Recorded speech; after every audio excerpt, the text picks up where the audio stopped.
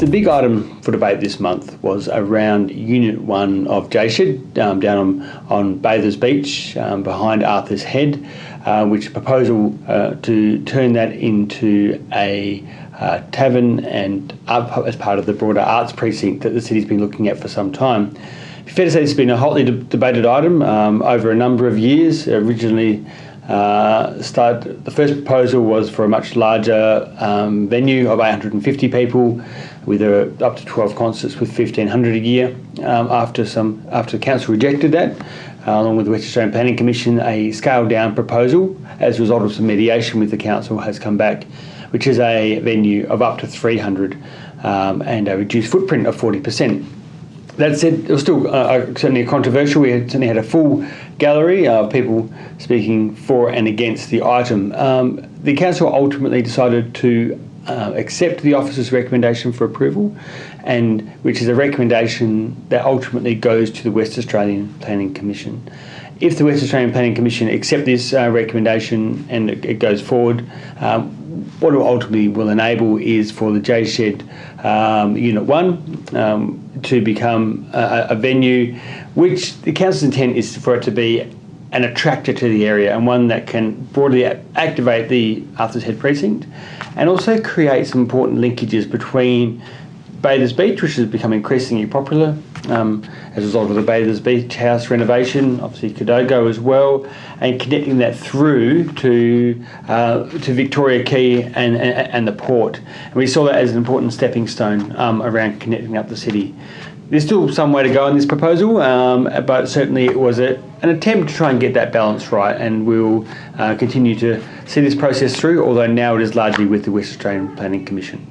FOGO and waste was another big item in front of the council this month. FOGO, for those of you who don't know, is about food organics and garden organics. Actually, which is at the heart of it, is how we start to make sure that we send less of our waste to landfill. This process is actually about having 3 bins instead of the 2 that you've got now. One that actually is a compost bin, in addition to a recycling bin, and then a 3rd bin which will just be for waste, stuff that can't be either composted or recycled and will need to go to landfill.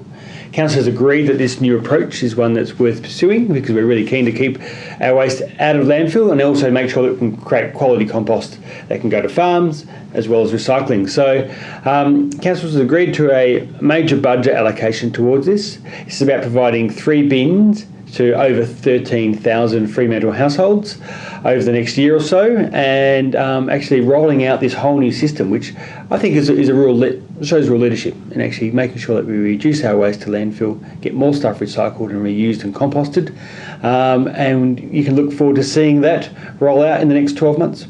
As many of you would know, the Silverleaf Investments have purchased the old police station and courthouse there, which is going to be turned into a hotel and kind of market grounds and food and beverage, hospitality and retail components to it as well, which is really exciting. But what we talked about this month was actually some of the land that just sits around that, where small parcels which are road reserve, how they could be actually complement that development and create better connectivity between the existing Fremantle markets, the new Silverleaf development at the old police site, but also importantly the World Heritage listed Fremantle Jail. So we agreed that some of the small parking areas that were around there would actually become new public open space, and actually importantly we were willing to consider some urban design options that would improve those connections through to the jail, the extension of the Fairburn ramp, interpretations of that, and then those kind of connections across the city. It's an exciting, I think, urban realm improvement that the city has agreed to, and obviously some more detailed designs will need to come back to us, but I think this is actually a really important step for really improving this part of Fremantle, which I think it's got some great history, and it'd be great to see more and more people using that area.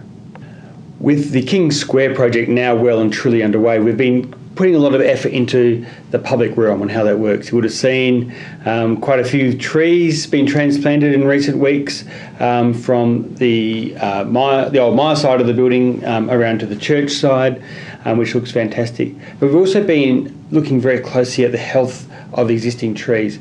And what's come to light is that two of the existing Moreton bays near the church and the town hall are unfortunately not as healthy as we would like. So one of the things that we've agreed to this month is to go back out to the community around the potential of potentially removing those two trees and replacing those, of course, with other trees.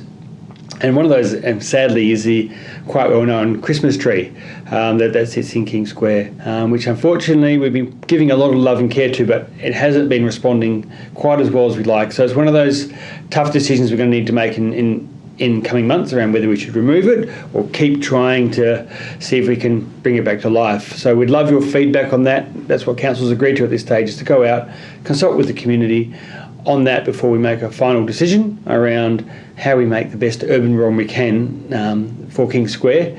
As those new buildings are completed in late 2019, early 2020, we want to make sure we've got some good public spaces that can align alongside those as well.